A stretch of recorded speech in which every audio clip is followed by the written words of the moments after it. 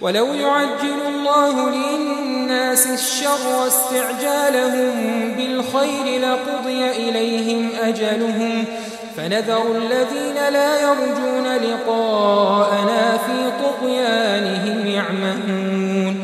وإذا مس الإنسان الضر دعانا لجنبه أو قاعدا أو قائما فلما كشفنا عنه ضره مر كأن لم يدعنا إلى ضر مسه كذلك زين للمسرفين ما كانوا يعملون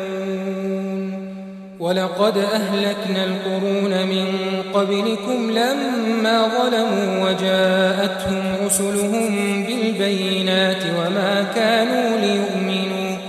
كذلك نجزي القوم المجرمين ثم جعلناكم خلائف في الأرض من بعدهم لننظر كيف تعملون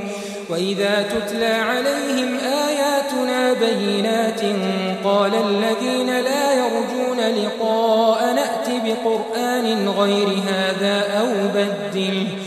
قل ما يكون لي أن أبدله من تلقاء نفسي إن أتبع إلا ما يوحى إلي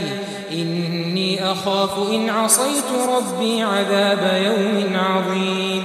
قل لو شاء الله ما تلوته عليكم ولا أدراكم به فقد لبثت فيكم عمرا من قبله أفلا تعقلون فمن أظلم ممن افترى على الله كذبا أو كذب بآياته إنه لا يفلح المجرمون ويعبدون من دون الله ما لا يضرهم ولا ينفعهم ويقولون هؤلاء شفعاؤنا عند الله قل أتنبئون الله بما لا يعلم في السماوات ولا في الأرض سبحانه وتعالى عما يشركون